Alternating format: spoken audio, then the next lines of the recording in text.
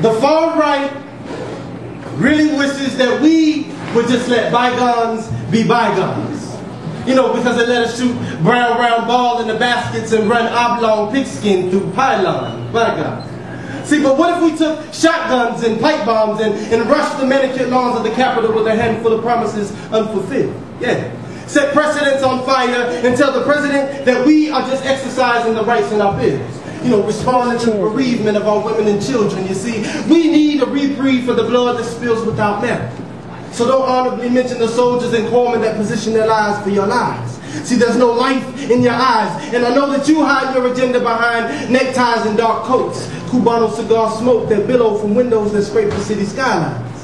See, but the American pie has spoiled, and that's why I wrap my dying tribe in aluminum foil to preserve the criticism, but the nerve of your citizens, you say.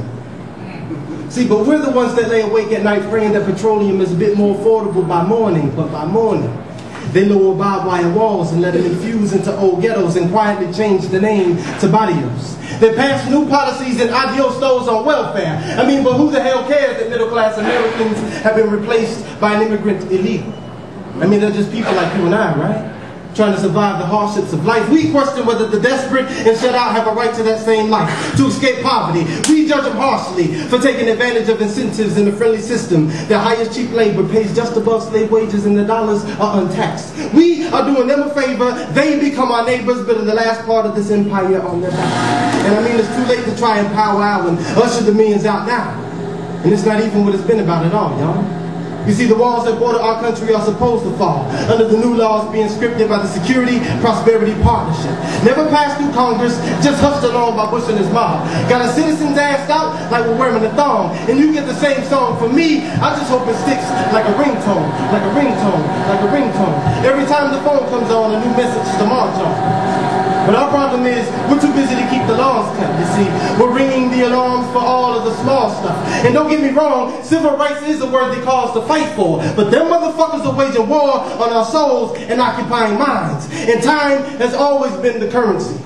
But we divorced our freedom and deceived ourselves when we embraced the dollar bill, and the seal says it all. See, so Roosevelt and the New Deal really imprisoned the American citizen. So the sit-ins and civil protests wasn't a sign of the progress. They were designing a program in silence, pacifying the masses. Bullets rang out in violence whenever we tried to divide them. 3/5 human, or who we were considered the brunts of the litter, got called nigger names so much that we adopted the term. Subconsciously, it still burns an image in our minds, blinded to the true knowledge of self and community, so history is hard to find. While Father Government defines who we are as Americans, we slowly forget that we're African, enslaved and abandoned without heritage to speak of. America created a new species of human without a place in the world to call home.